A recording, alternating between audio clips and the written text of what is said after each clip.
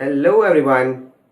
So today we will continue our previous lectures of optics. So आज हम लोग optics के प्रीवियस लेक्चर्स को कंटिन्यू करेंगे। प्रीवियस लेक्चर्स में जितने भी पार्ट में हम लोगों ने बहुत सारा क्लास किया, उन सारे में सारे बेसिक्स जितने भी ऑप्टिक्स से रिलेटेड थे उन सभी को हम लोगों ने कवर किया। आज हम लोग उन्हीं टॉपिक्स को कंटिन्यू करेंगे। मोस्ट प्रोबेबली जो most of the important topics optics में होते हैं उन सभी को हम लोगों ने कवर कर लिया है। बट अब कुछ छोटे छोटे टॉपिक्स हैं, जैसे refraction of light through a glass slab, फिर सेकंड हमारा हो जाएगा real depth and apparent depth. इन दो टॉपिक्स को भी देख लेना बहुत जरूरी है, क्योंकि इनसे भी कई बार क्वेश्चंस हमारे बोर्ड्स में आते हैं, तो उन सभी को देखना है, हम लोगों को सीखना भी है। ठीक है, इसलिए लेट अस गेट स्टार्टेड। हम लोग इस चीज को कंटिन्यू करते हैं। तो हमारा आज का टॉपिक होगा refraction of light through a glass slab। आज हमारा टॉपिक ऑफ डिस्कशन है refraction of light through a glass slab. उसके लिए हम लोग को क्या करना है, हम लोग बेसिकली रिफ्रैक्शन के फिनोमेना को समझ चुके हैं, तो आज हम लोग इसको थोड़ा सा डिफरेंट वे में देखेंगे। तो refraction through a glass slab में हम लोगों को क्या देखना है कि ग्लास स्लैब होता क्या है। सबसे पहले ये जानना जरूरी है, ग्लास स्लैब एक ट्रांसपेरेंट ऑब्जेक्ट ही होता है जिससे लाइट आसानी से ट्रैवल कर सकता है, मतलब जिससे लाइट एक मीडियम से दूसरे मीडियम में ट्रैवल करने में ज्यादा आसान होता है। मतलब ये ग्लास स्लैब एक मीडियम की तरह बिहेव करता है, because glass is itself a material, तो ये अपने आप में एक मीडियम है। लाइट एक मीडियम से यानी कि एयर से जब ग्लास में गया तो यानी कि यहाँ मीडियम चेंज हुआ, लेकिन हालांकि ये ट्रांसपेरेंट मीडियम है इसलिए लाइट आसानी से इससे आर पार हो जाएगा। ये बात सभी को समझ में आ रहा है। इसलिए glass slab is nothing but a transparent sheet, ये कह सकते हो थिक शीट। तो उसमें हम लोग जब रिफ्रैक्शन कराएंगे तो हमारे पास दो चीज है, first phase and second phase. तो यहाँ पे सिंगल रिफ्रैक्शन का केस नहीं है, it is a case of double refraction. ठीक है, तो हम लोग देखेंगे कि क्या रिफ्रैक्शन में क्या होता है, जो एंगल ऑफ इंसिडेंट होगा वो एंगल ऑफ एमरजेंस के इक्वल होगा कि नहीं होगा, ये एंगल ऑफ एमरजेंस होता क्या है, इन सारी चीजों को आज हम लोग देखेंगे। तो चलो हम लोग देखते हैं। आज हमारा जो टॉपिक है refraction of light through a glass slab. तो सबसे पहले हमारा काम क्या होगा कि एक सिंगल कलर लाइट को हम लोग इंसिडेंट करेंगे। ये दिख रहा है, इसको हम लोग कहते हैं single colour light, single colour रे और मोनोक्रोमैटिक, इसे हम लोग मोनोक्रोमैटिक रे भी कहते हैं। सिंगल कलर रे या फिर मोनोक्रोमैटिक रे। मोनोक्रोमैटिक का मतलब ये होता है सिंगल वेवलेंथ का एक लाइट, मतलब सिंगल वेवलेंथ यानी कि एक ही कलर का इंडिविजुअल कोई लाइट। ठीक है, तो हम लोग किसी एक कलर ऑफ लाइट को यहाँ पे इंसिडेंट करेंगे। जब इंसिडेंट करेंगे तो हम लोग लॉ ऑफ रिफ्रैक्शन को देख चुके हैं। एक नॉर्मल लाइन ड्रॉ करो, ये थोड़ा टेढ़ा हो गया, आप लोग उसको सही कर लेना। ठीक है, तो instead of passing straight, instead of passing straight the ray bend towards the normal, so this is angle of incidence, ये सभी को जानते हो। this is angle of emergency, this is angle of refraction at the first surface। now at this point फिर से light क्या होगा, it will refract again, so this is the second phase। So let us again draw the normal line here at this particular point. So instead of going straight, it will deviate what? Away from the normal. So this becomes another angle. Now this is angle of emergence. Why? The final ray that is coming out of this glass slab is what? Emergent ray. This is what? Emergent ray. So the angle made by the emergent ray with respect to the normal is what? Angle of emergence. So this is the angle of emergence, this is the final ray and this is the initial ray, that is the incident ray, जो सभी कोई जानते हो, पिछले lectures में हम लोगों ने डिस्कस किया था। तो ये हमारा एंगल ऑफ इंसिडेंस है और ये हमारा एंगल ऑफ एमरजेंस हो गया। तो इसे हम लोग लिखते भी हैं एंगल ऑफ एमरजेंस, ठीक है, दैट इज रिप्रेजेंटेड बाय ई। अब यहाँ पे इंटरेस्टिंग बात है कि फर्स्ट सरफेस पे जो रिफ्रैक्शन आया दैट इज R1, ये जो सेकेंड सरफेस होगा ये क्या हो जाएगा R2, ये जो एंगल होगा। तो now this R2 is behaving as the second angle of incidence because at the second interface this will act as angle of incidence. यही एंगल ऑफ इंसिडेंस इसके इक्वल होगा। क्यों? अगर तुम इस लाइन को स्ट्रेट ड्रॉ कर दो और इसे भी स्ट्रेट ड्रॉ कर दो तो ये क्या हो रहा है, दोनों पैरेलल हो रहा है। तो देखो यहाँ पे अगर ध्यान से देखोगे this is making alternate interior angles, तो ये दोनों एंगल वैसे भी ज्योमेट्रिकली इक्वल होंगे, ठीक है। तो फिजिक्स और मैथमेटिक्स जो भी लगा लो, दोनों ही मेथड से R1 और R2 यहाँ पे इक्वल दिख रहे हैं, ठीक है। तो ये हमारा फाइनल कंक्लूजन आया कि जब लाइट को इंसिडेंट किया गया एट अ पर्टिकुलर पॉइंट, तो हम लोग चलो इसको मान लेते हैं, इस पर्टिकुलर पॉइंट को Q, इस पर्टिकुलर पॉइंट को R मान लिया हम लोगों ने, ठीक है। बात समझ में आ गया।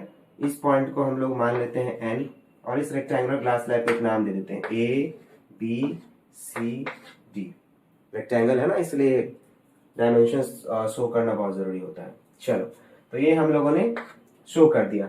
अब देखो, ये तो नॉर्मल एक्सप्लेनेशन था कि ग्लास स्लैब में होता क्या है कि जब लाइट को इंसिडेंट करोगे तो वो सीधा पास होने की जगह क्या हो जाएगा, फाइनल जो इमरजेंट रे आएगा वो क्या होगा, बेंड करेगा। लेकिन एक चीज ध्यान देख सकते हो, दे रहे हो कि ये जो इमरजेंट रे है अगर इसे बैक प्रोड्यूस किया जाए, ये जो बैक प्रोड्यूस किया जाए थोड़ा अच्छे से बनाओगे तो ये लाइन और ये लाइन एक दूसरे का क्या हो रहा है, पैरेलल हो रहा है। थोड़ा ढंग से इसको प्रोड्यूस किया जाए, ठीक है। हाँ, अब ठीक है। अब ये दोनों ऑलमोस्ट पैरेलल हो गया, थोड़ा सा डायग्राम फॉल्ट होता है उसको उतना एडजस्ट कर सकते हो। तो ये हमारे पास क्या आया कि दोनों लाइन ऑलमोस्ट एक दूसरे का पैरेलल, ऑलमोस्ट क्या एग्जैक्टली पैरेलल ही होंगे, थोड़ा सा डायग्राम प्रॉपर बन जाए तो ये दोनों के बीच का जो गैप है ये इसे बोलते हैं lateral shift. This is called lateral shift. इसे तुम किसी से भी डिनोट कर सकते हो, let it be del X और एल, तुम एल ले लो डेल एक्स ले लो, it's up to you, but कोई भी सिंबल यहाँ पे इसको शिफ्ट को दिखाने के लिए यूज कर सकते हो। तो एक्चुअली हमें दिखाना क्या है, लैटरल शिफ्ट को। तो ये what is that lateral shift, क्योंकि फिजिक्स को एक्सप्लेन करने के लिए मैथमेटिक्स का जरूरत पड़ता है, ये सभी को जानते हो। तो without mathematics physics is nothing. तो मैथमेटिक्स का यूज होना हर जगह फिजिक्स में जरूरत पड़ ही जाता है कहीं ना कहीं, ठीक है। तो हमारे पास लैटरल शिफ्ट डेल एक्स जो निकल के आया है ये कितना होगा, आखिर ये लैटरल शिफ्ट किसी न किसी चीजों पे तो डिपेंड करता ही होगा, है ना। तो एक्सपेरिमेंटली कई सारे फैक्टर्स निकल के आए जिसपे ये जो रिफ्रैक्शन है, कोई भी ग्लास प्रिज्म जो लाइट को रिफ्रैक्ट कर रहा है, ये किन किन बातों पे डिपेंड करता है ना। तो उन्हें हम लोग लास्ट में डिस्कस करेंगे। फर्स्ट हम लोग कैलकुलेट करेंगे कि ये जो डेल एक्स है ये कितना निकल के आता है। आखिर अलग अलग ग्लास स्लैब लोगे तो सभी में जो ये डेविएशन होता है वो एक जैसा नहीं दिखेगा। जितना ज्यादा अलग अलग टाइप के मटेरियल को लोगे तो उसमें डेविएशन चेंज हो जाएगा। ग्लास अलग मोटा लोगे या पतला लोगे, थिकनेस भी बहुत मायने रखता है, तो वो अगर चेंज करोगे तो भी यहाँ इसका डेविएशन चेंज हो जाएगा। रिफ्रैक्शन का जो एक्सटेंट ऑफ रिफ्रैक्शन वो चेंज होता है, तो वो हम लोग कैलकुलेट करेंगे। उससे पहले हम लोग ये देखेंगे कि ये आया क्या। इसे मिटा देता हूं, इस सब फैक्टर्स को नोट कर लेना सभी लोग,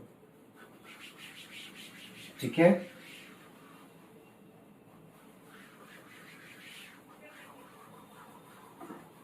ठीक है, इसे एलएस शॉर्ट में कर देता हूं। दिस इज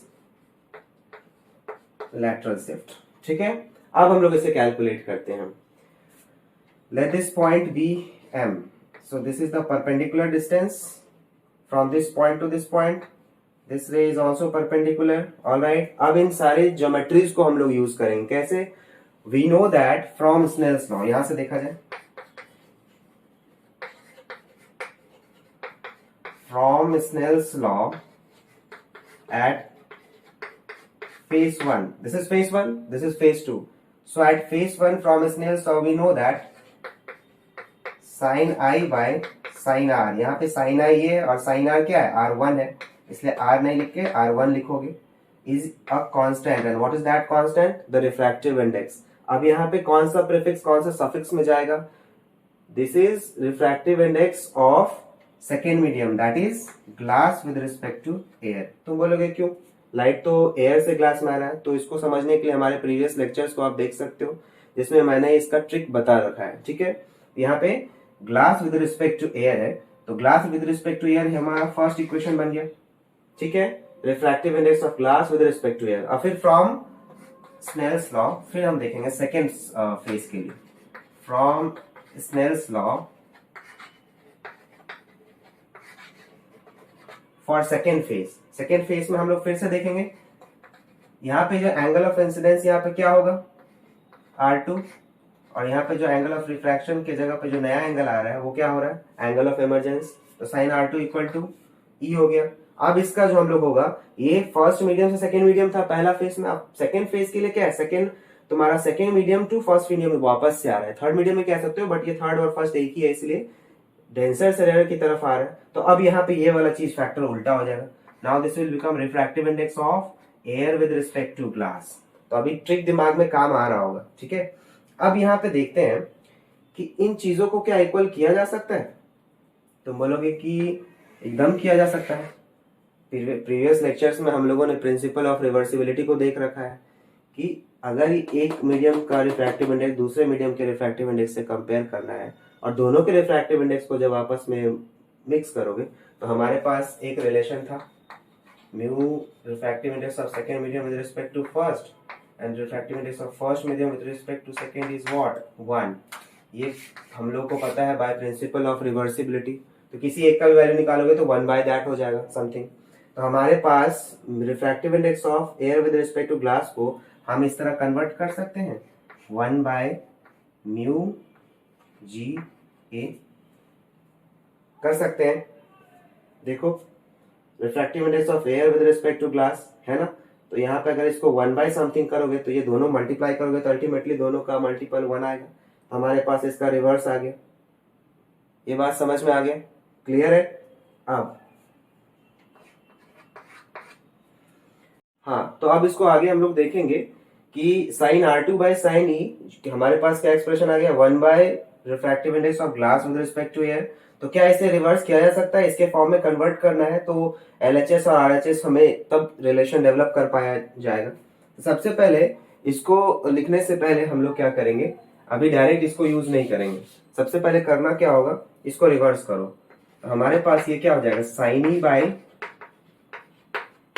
साइन R2, यहाँ दिख रहा है, that is given by refractive index of glass with respect to air. इसे रिवर्स कर दो तो 1 बाय दिस है ना, इसे रिवर्स करोगे तो वो हो जाएगा refractive index of glass with respect to air, तो ये भी रिवर्स हो जाएगा तो साइन ई बाय R2 हो जाएगा, है ना। और हम लोग जानते हैं कि R1 is equals to R2, geometrically हम लोगों ने देख रखा है R1 और R2 दोनों इक्वल ही है, तो दोनों में किसी में भी किसी एक जगह को R2 की जगह R1 लिख दो या फिर यहाँ पे R1 की जगह R2 लिख दो, दोनों ही एक ही बात है, दोनों ही कटने वाला है। ठीक है, ये हमारा सेकेंड एक्सप्रेशन, यहाँ से वही सेकेंड एक्सप्रेशन को कंटिन्यू करो। ठीक है, तो हम देखेंगे फ्रॉम 1 एंड 2 हमारे पास क्या आ गया sine i by sine R1 is equals to, यहां से लो sine e by sine a भी इक्वल है R1 ही मान लो, ये दोनों तो हमारा कैंसिल हो जाएगा। ठीक है, जब ये दोनों को कैंसिल करोगे तो हमारे पास क्या आ जाएगा I is equals to E, that means angle of incidence is equal to what, angle of emergence, यानी कि जितना ज्यादा एंगल ऑफ इंसिडेंस होगा उतना ही रेशियो में एंगल ऑफ इंसिडेंस भी इंक्रीज करेगा। मतलब तुम एंगल ऑफ इंसिडेंस को इंक्रीज करते जाओ, एंगल ऑफ इमरजेंस भी इंक्रीज करता जाएगा, एंगल ऑफ इंसिडेंस को डिक्रीज करते जाओ, एंगल ऑफ इमरजेंस भी डिक्रीज करता जाएगा। एक समय ऐसा आएगा कि जब इसे तुम इंक्रीज करते जाओगे, मतलब ये एंगल ऑफ इंसिडेंस को इंक्रीज करते जाओ तो ये एंगल ऑफ इमरजेंस घटता जाएगा, दोनों एक दूसरे का लाइन पे पैरेलल आ जाएगा, मतलब दोनों का वैल्यू एंगल 0 हो गया, यानी कि स्ट्रेट लाइन हो गया। तो वो हमारा नो डेविएशन केस है, जब नॉर्मली लाइन गिरता है किसी भी इंटरफेस पे तो वो विदाउट डेविएशन सीधा पार हो जाता है, वो बात यहाँ पे प्रूफ हो रहा है। ठीक है, तो हमारे पास इस एक्सप्रेशन से क्या निकल के आया कि angle of incidence is equal to angle of emergence. ठीक है, अभी भी हमारे पास LS का वैल्यू नहीं निकल पाया लैटरल शिफ्ट का, तो लैटरल शिफ्ट को हम लोग निकालेंगे, तो उसके लिए हम लोग क्या करेंगे, पहले से मिटा लेते हैं। ठीक है,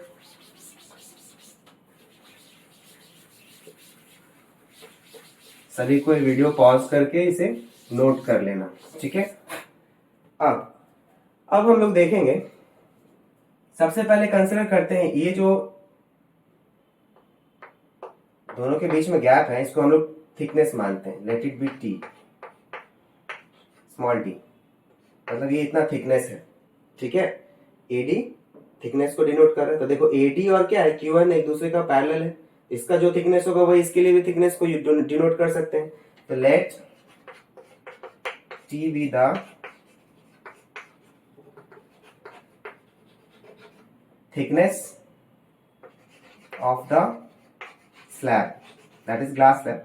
तो हमारे पास थिकनेस को डिनोट करने के लिए कौन है, AD, AD is equals to what, t लिख सकते हो, और एडी क्या है Q1 के बराबर है, तो Q1 भी लिख सकते हो, जब हमारा यूज होगा अगर तो किया जाएगा, ठीक है। तो ये हमारा हो गया। अब हम लोग को देखना है कि देखो एक ट्राइंगल दिख रहा है Q R और M in right angle triangle QRM, QRM। तो QRM में हम लोग को क्या देखने को मिलता है, देखते हैं, sine theta is equals to, sine theta क्या होता है, परपेंडिकुलर बाय एच। कुछ कुछ सारे लोगों का ट्रिक्स होता है, हमारा भी अपना ट्रिक है। तो जैसे पी बी, यहां से तुम देख लो, पी बी बोल, ठीक है, याद रखने का टेक्निक है। तो हमारे पास साइन का क्या हो जाएगा, पी बाई एच। तो पी बाई एच के लिए हम लोगों ने क्या करना है, देखो ये एंगल जो है ये हमें नहीं पता है, let it be angle theta, ठीक है, ये जो एंगल हमें नहीं पता है, let it be angle theta. तो थीटा के सामने वाला जो लाइन होता है that is the perpendicular line. तो परपेंडिकुलर हमारे पास क्या है, R M, let us write R M divided by hypotenuse, और इसका क्लॉकवाइज जाओगे तो बेस, तो ये हाइपोटेन्यूज हो जाएगा व्हाट इज क्यू आर, ठीक है। तो आर एम का वैल्यू अगर हम लोगों को निकालना होगा हमारे पास क्या आएगा, R M is equals to Q R into sine theta, ठीक है। ये एक एक्सप्रेशन हो गया, इसे एक्सप्रेशन 3 मान लो, ठीक है। अब देखो उसके बाद हमारे पास एक और राइट ट्राइंगल है क्यू एन और R in right triangle Q N R. Q N R में अगर हम देखेंगे यहाँ पे हम लोग कॉस थीटा से लेंगे, cos theta is equal to trigonometry, सभी को जानते हो, साइन कॉस क्यों लिया जाता है, सब ट्रिग्नोमेट्री से है, यहाँ पे उतना टाइम वेस्ट नहीं किया जा सकता है, इसलिए राइट मैं यहाँ बता रहा हूँ। Cos theta is given by Q N R को यूज करेंगे तो हम लोग कॉस थीटा, कॉस थीटा क्या होता है यहाँ से देख सकते हो, बेस बाय हाइपोटेन्यूज। यहाँ पे बेस क्या है, क्यू एन और आर, यहाँ पे बेस कौन है, क्यू एन बाय हाइपोटेन्यूज। ये हमारा हो गया परपेंडिकुलर बेस हाइपोटेन्यूज, हाइपोटेन्यूज यानी कि क्या है, क्यू आर, है ना। cos theta is equal to Q N by Q R, और क्यू एन हमारे पास क्या है, टी है, Q N is parallel to AD ना, तो यहाँ पे AD equal to t equal to हम लोग क्या लिख सकते हैं, क्यू एन लिख सकते हैं, यहाँ पे क्यू एन टी आ गया, और हमारे पास ये क्या है, क्यू आर, देख लो हमारे पास Q N by Q R हमारे पास आ चुका है, और देखो यहाँ पे क्यू आर है ना, इस क्यू आर के वैल्यू हम लोग इसको पुट कर सकते हैं, कर सकते हैं कि नहीं कर सकते हैं। तो हमारे पास अगर क्यू आर का वैल्यू निकालोगे टी बाई कॉस थीटा, अब इसमें हम लोग उसमें पुट कर सकते हैं, कर सकते हैं कि नहीं कर सकते हैं। सो यूजिंग इक्वेशन 4 इन 3 में पुट करो, हमारे पास क्या है, R M is equals to Q R के जगह पर हम लोग क्या कर सकते हैं, T by cos theta into sine theta लिख सकते हैं, लिख सकते हैं। अब थीटा के जगह पे हम लोग कुछ रिप्लेस कर सकते हैं, यहाँ पे थीटा देखो क्या है, दोनों का सम ये आई के बराबर है, तो theta is equal to what, I minus R one, यहाँ पे कर लो, I equal to T by cos theta sine I minus R one, हमारे पास ये आया T by cos theta sine R minus I minus R one. तो हमारे पास ये एक एक्सप्रेशन आया, इसको हम अपने हिसाब से मॉडिफाई भी कर सकते हैं। यहाँ पे जो कॉस थीटा आया है, ये कॉस थीटा क्या है, आर वन है ना, तो कॉस आर वन हम यहाँ पे थीटा की जगह प्लेस कर सकते हैं, तो ये भी लिख सकते हो। T by cos R1 sine I minus R1, ये सेकेंड एक्सप्रेशन हो गया। तुम अगर चाहो तो इसे क्या कर सकते हो, R M equal to T by 1 by cos theta है ना, 1 बाय कॉस थीटा का क्या होता है, सेक थीटा, तो T into sine I minus R1 into sec R1 कर सकते हो। ये तुम्हारे पे है, यहाँ कहाँ, यहाँ लिख देते हैं कहीं, R M is equals to, ये क्या है, T into sine I minus R1 और 1 बाय कॉस थीटा मतलब क्या होता है, सेक R1। ये हमारा फाइनल एक्सप्रेशन निकल के आ गया। तो ये था हमारा expression of refraction of light through a glass slab. तो ये जो आर एम वैल्यू है, ये हमारे पास देखो आर एम निकल के आ गया ना, ये क्या है, लैटरल शिफ्ट ही है ना, तो ये कितना है आर एम वैल्यू, हमारे पास इससे निकल जाएगा। मतलब ये एक्सप्रेशन आने का मतलब है कि जैसे जैसे तुम थिकनेस को चेंज करते हो, तो थिकनेस चेंज करने से क्या होता है, ये लैटरल शिफ्ट जो होता है वो अपने आप में बदलता है। जितना ज्यादा थिकनेस होगा उतना ज्यादा लैटरल शिफ्ट होगा, जितना पतला ग्लास स्लैब होगा उतना कम लैटरल शिफ्ट होगा। इसलिए थिक ग्लास ज्यादा प्रेफर्ड होता है जब इसके एक्सपेरिमेंट को दिखाया जाता है। बहुत जल्दी इसका मैं शॉर्ट वीडियो लाने वाला हूँ, शॉर्ट्स में इसके एक्सपेरिमेंट को मैं दिखाऊंगा, इसलिए बी रेडी। इस चीज को अच्छे से पढ़ के सभी को रखो, समझ के रखो, ताकि उस एक्सपेरिमेंट को जब किया जाएगा तो सभी कोई समझ पाओगे। ठीक है, नेक्स्ट अब बात आता है कि किन किन फैक्टर्स पे ये जो रिफ्रैक्शन है थ्रू ग्लास स्लैब डिपेंड करते हैं। तो वो फैक्टर्स क्या क्या है, बहुत ध्यान से सभी को देखोगे, वीडियो को रोक करके सारे डेरिवेशन लेक्चर्स को अच्छे से कॉपी पे सभी को लिखना है सभी को। चलो, क्या क्या फैक्टर्स है जिस पे ये डिपेंड करते हैं। फैक्टर्स, पहला फैक्टर जो है वो हमारा होगा रिफ्रैक्टिव इंडेक्स, रिफ्रैक्टिव इंडेक्स। फिर दूसरा फैक्टर होगा हमारा thickness, late it B T, angle of incidence,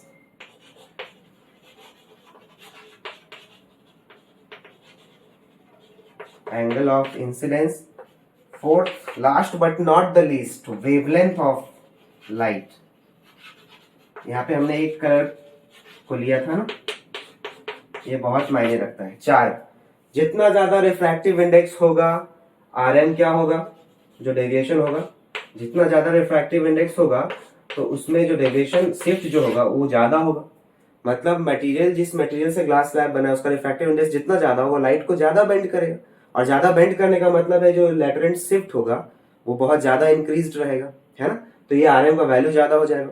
फिर आता है थिकनेस, अभी मैंने बताया जितना ज्यादा थिकनेस उतना ज्यादा लैटरल शिफ्ट, उतना ज्यादा आरएम का वैल्यू, वही लैटरल शिफ्ट को दिखाने के लिए आरएम को मैंने यूज किया।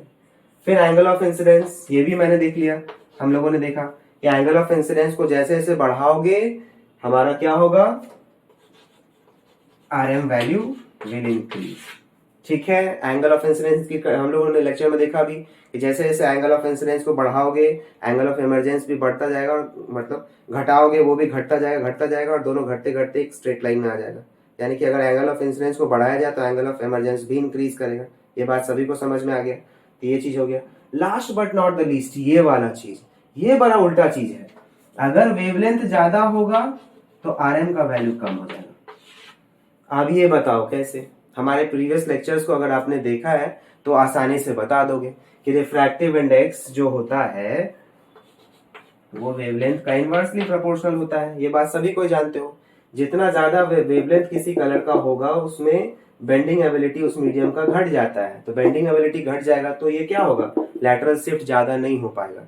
इसी वजह से अगर वेवलेंथ ज्यादा होगा तो उसमें शिफ्ट कम होगा। यानी कि यहाँ पे तुम रेड ले लो और वायलेट ले लो, तो रेड का कलर तुम्हारा वेवलेंथ जो होता है वो मैक्सिमम होता है और वायलेट का वेवलेंथ मिनिमम होता है। तो इसमें जो सबसे ज्यादा आरएम वैल्यू दिखाएगा वो कौन दिखाएगा। अब तो इसका आंसर तुम लोग कोई भी कर सकते हो, समझ में आ गया होगा अगर लेक्चर तो। यानी कि रेड का वेवलेंथ सबसे ज्यादा, तो उसमें आरएम वैल्यू यानी कि जो रिफ्रैक्शन होगा, ये लैटरल शिफ्ट होगा, वो उतना ही कम हो जाएगा। और अगर वायलेट है तो वायलेट का रिफ्रैक्ट तुम्हारा वेवलेंथ सबसे कम होता है और रेड का सबसे ज्यादा होता है। तो वायलेट का सबसे कम होने की वजह से क्या हो जाएगा, इसमें वो ज्यादा बेंड करेगा, इसलिए सबसे ज्यादा आरएम जो शिफ्ट दिखाएगा वो वायलेट कलर ही दिखाएगा, रेड कम दिखाता है। ठीक है, बात समझ में आ गया? रेड का वेवलेंथ ज्यादा तो बेंडिंग कम, बेंडिंग कम तो आरएम का वैल्यू कम, और वायलेट का वेवलेंथ सबसे कम तो बेंडिंग ज्यादा, बेंडिंग ज्यादा तो मतलब लैटरल शिफ्ट ज्यादा। बात समझ में आ गया? क्लियर है? तो आई होप ये वाला आज लेक्चर सभी को समझ में आया होगा। बहुत ध्यान से पढ़ना है। मैं कोशिश करता हूँ वीडियो को थोड़ा शॉर्ट रखने का, बट अब एक लेक्चर किसी एक पर्टिकुलर वीडियो में कंप्लीट ना हो तो फिर वीडियो बनाने का कोई मतलब नहीं है। इसलिए जितना भी लंबा जाता है, मिनिमम मेरा कोशिश होता है कम से कम टाइम में सारे लेक्चर को डिलीवर किया जा सके, एटलीस्ट एक टॉपिक को। ठीक है, तो उससे मैं कोशिश करता हूँ करने का। इसलिए आप लोग जब देखें तो कंटिन्यूअसली वीडियो को देखें ताकि एक कंसिस्टेंसी मेंटेन रहे और आप बात को अच्छी तरीके से समझ पाए। ठीक है, सो थैंक यू। सभी पढ़िए, घर पे बैठ के नोट्स बनाइए, ज्यादा से ज्यादा बोर्ड्स के लिए प्रैक्टिस करिए। ठीक है, थैंक यू, जय हिंद।